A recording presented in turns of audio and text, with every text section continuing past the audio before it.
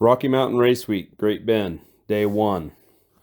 So it's been 2 years since this car's been on the track. I've changed a lot in that time. I had 2 weeks to get this car to perform and make the trip. A week before I left, I decided to get a set of Mickey Thompson ET Streets. I will say, I'm very happy that I did.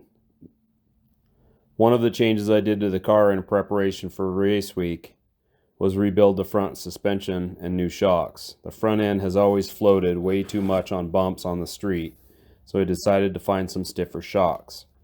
Well, I found some F250 front shocks that seemed to fit well and give me more front lift and handle the bumps very well. The car drives very good now on the street.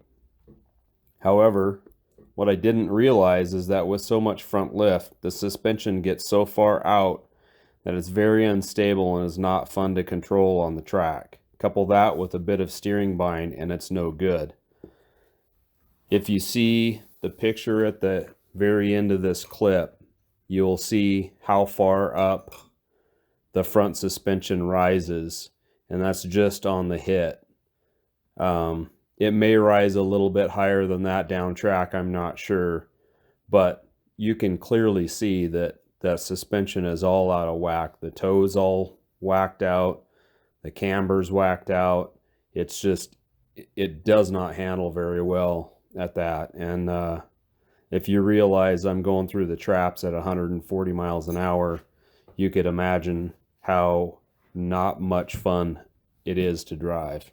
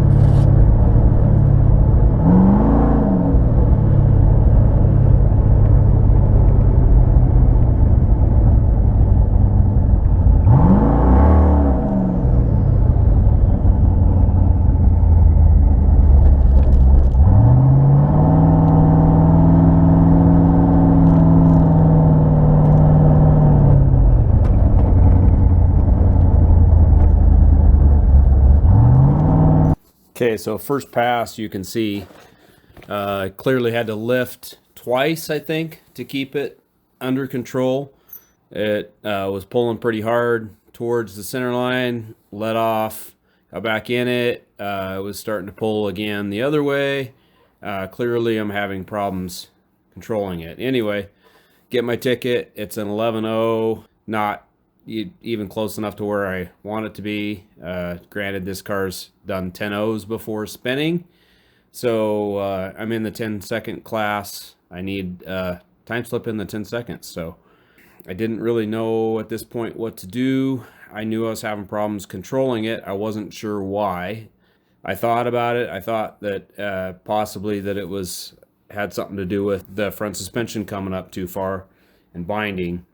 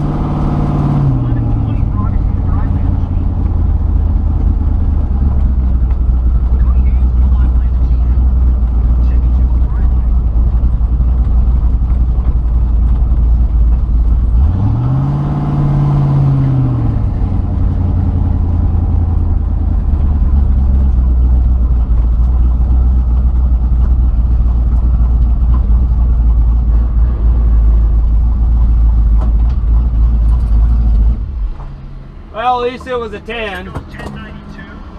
At least it was a 10. I had to let off on the top end. It started going for the wall. What do you mean? For the last day. What?